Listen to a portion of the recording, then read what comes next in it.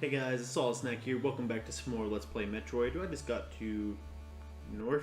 The beginning of Norfair. Wow, I did not mean to do that, but I meant to be back at the beginning of the game, but I did not do that because I lied to you. So it's not going to be quick. It's a quick way there because I'm just going to die. So I'm just going to have this guy run into me.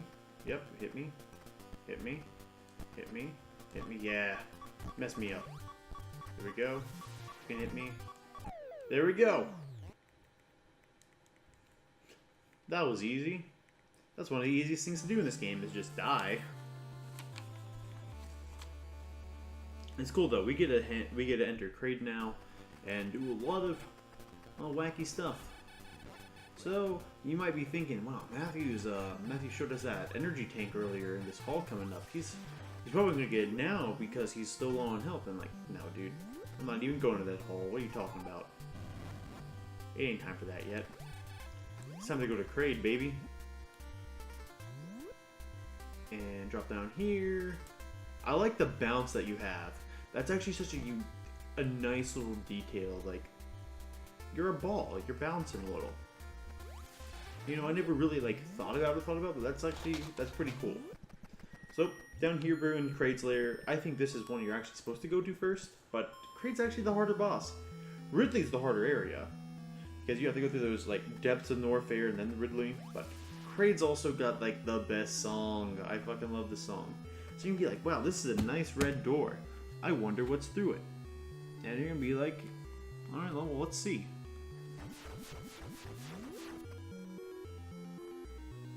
So we got these hopper dudes, and it's not too crazy, right? Because you're just like, oh, it's just a missile. Now there is some stuff past this and some other rooms, but there's actually nothing in there. It's just a waste of space and a waste of time. Just like me, baby. Just kidding. I don't like to think about myself. I like to meme a little. So doing that, we get to go through here, and we're about to grab something super important. Oh boy.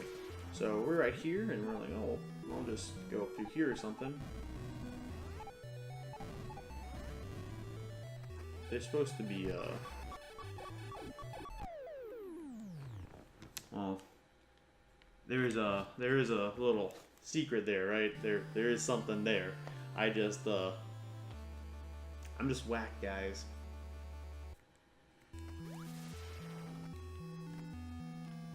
So, since I messed up, that's fine. I'll just have to go through here again. Kill him that way, that'll make things easier.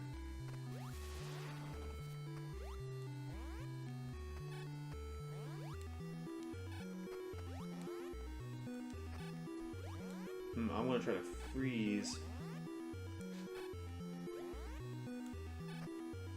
Still a little early.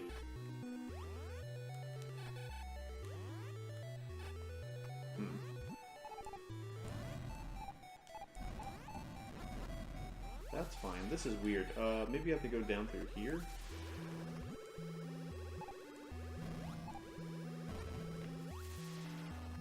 Oh, now that I've done that, huh? Oh, I have to... I wouldn't actually end up blowing that up. That's fine. That's okay. Whatever, dude. That was lame! Okay, so here we're in this little room, and it's actually kind of like a little puzzle room where you have to try to fall down from here to grab onto this part, and then you can jump up and get this. And now we're at full health, and that's why I didn't get that energy tank in that other room, is because there was another really easily accessible one in just a couple rooms over. So I like these little crab boys. So you can just make your way over here and roll all the way back.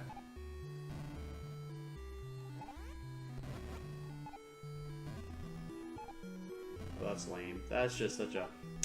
Come on, man.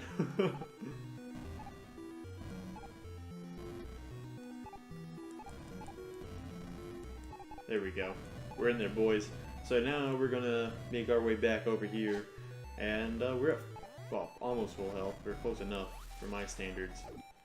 And my standards have been, practically at 0, so, they're not really great standards, you know? So we get ahead from over here. We're gonna go up a floor again and go this room.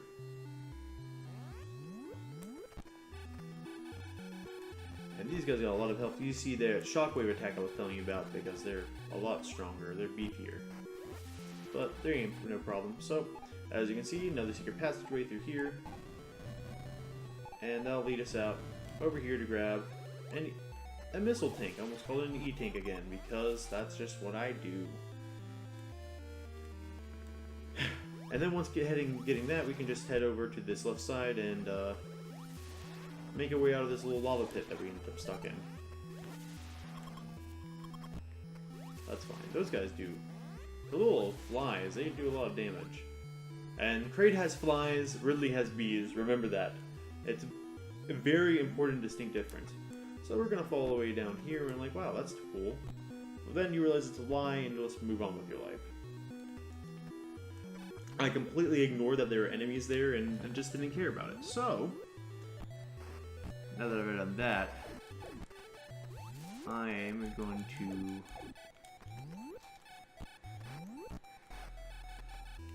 Oh.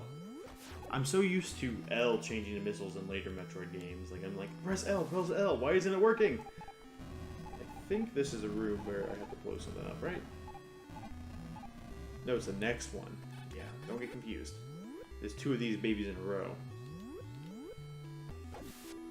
I could just custom, like, put on L on, make L something, make L select, but, So we see this little guy, this is, it's Kraid. It's actually fake Kraid, he dies in a single hit. So, you might, the people who are like, oh, this must be Kraid, they're like, I beat him, and think he's an easy first boss, and then they're like, well, I beat Kraid, why didn't he count? Well, oh, that's really nice. That's kind of why. It's not actually a real Kraid fight. Don't get confused. I mean, it's kind of obvious because you can just kind of be like, this wasn't hard enough. It doesn't feel complete. You might have a little bit of the instinct for it, but just in case you don't, like, just know ahead of time that it wasn't real. So we can drop all the way down here, and now we're at Kraid.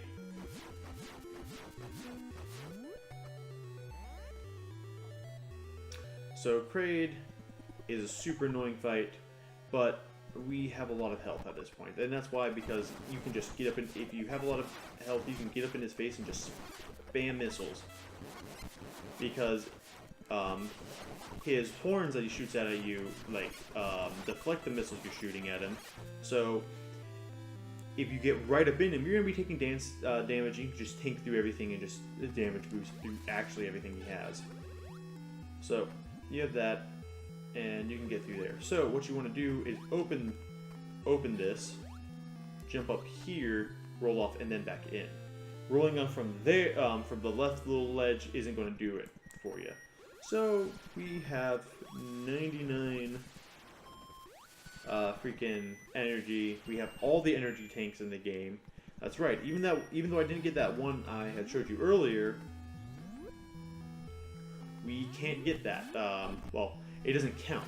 It will heal us to full health again, but it will not act as, it will heal us to full health, but it will not give us a more HP. We're at the maximum amount of health we can possibly have, but we can still get healed by the energy tank. So it's not completely useless, it's just almost useless. Okay, this guy's really annoying. I need to kill him so that I can kind of focus on breaking these platforms, because this part can be really, really rude. Because you need to get in here, shoot up here, and land here.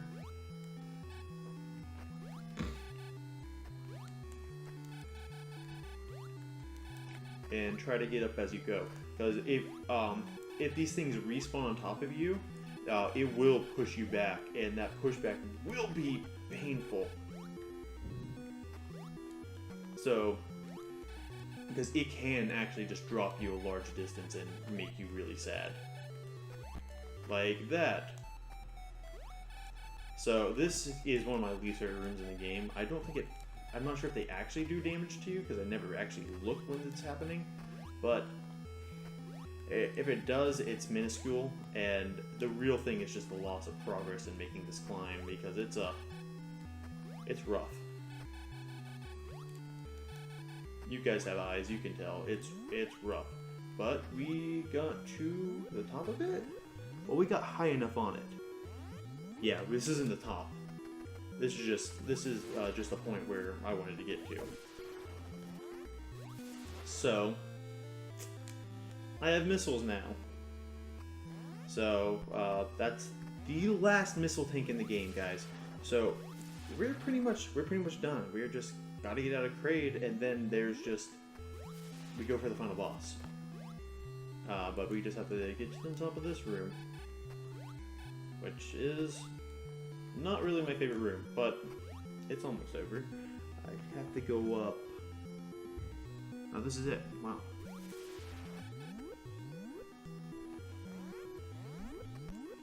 If it becomes too much of a pain, I will just kill myself, because at this point,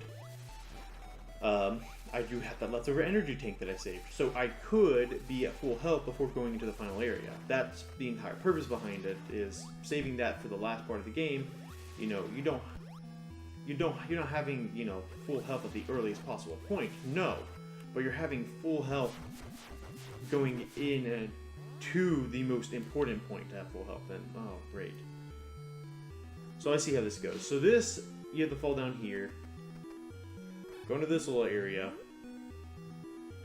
and you're gonna have to go up and around through this. So I'll show this off. It's not too much of a pain, but I think it's a kind of important thing for people who don't want to just, you know, use death warps to cheese their way through the game.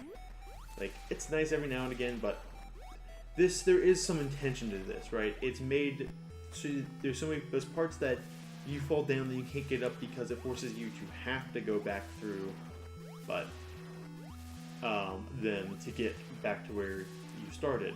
And you know, there is something interesting about that, and I think death warps can take away a little bit of that bit of magic to the game, but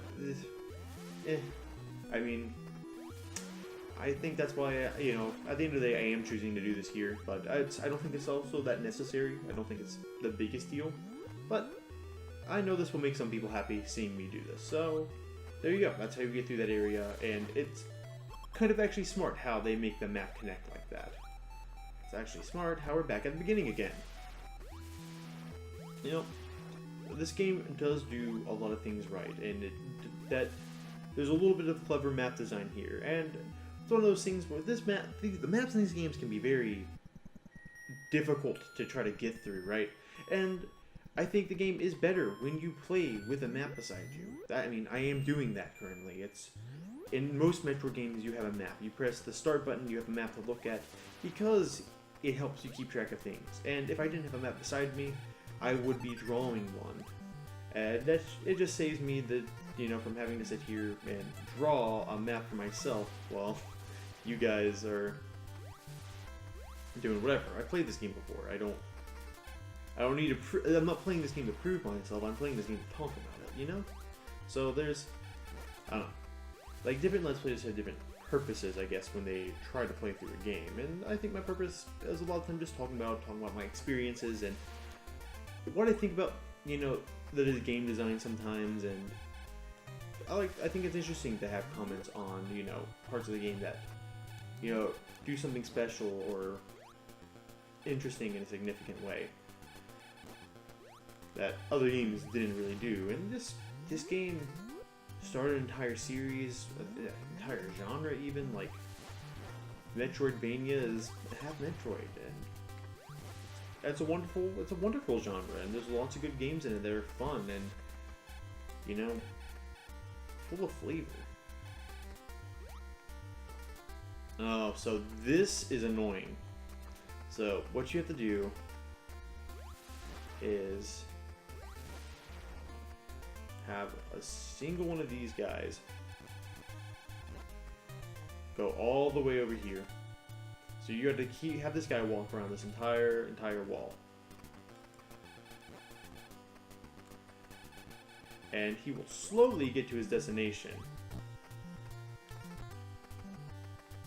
And he will get over here, and you need to have him at a height right about there, so that you can jump onto him and then jump up from him to get the energy tank.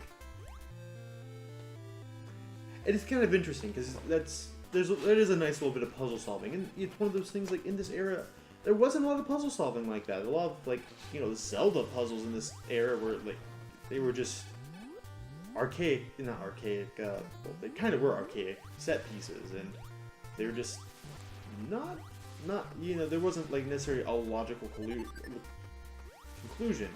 But this was very logical. You play through the game, you see how these enemies work, you have an ice beam, and you get to apply that. And it's one of those scenarios where it's like, that's the type of thing that Metroid becomes when it comes to trying to find its power-ups. You'll see a power-up in a room and be like, well, I'm not sure how to get that. How do I use my power-ups in a way so that I can grab that? And you find new uses for things, and like Zero Mission does a great job of that. And I think it's interesting because that right there is the first instance of that. It's the first of something very special and unique about the Metroid series.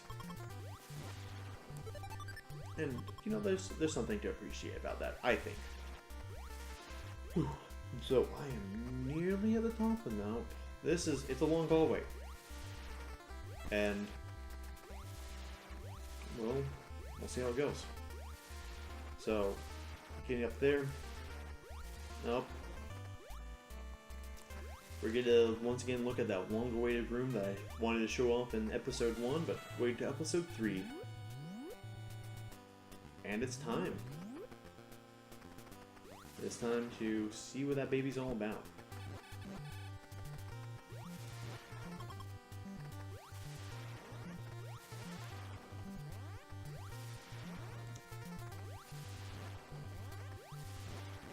It's so interesting how, like, the first time you go through these areas, they're like, oh, you have such a hard time with these formations, but, the screw attack is so powerful.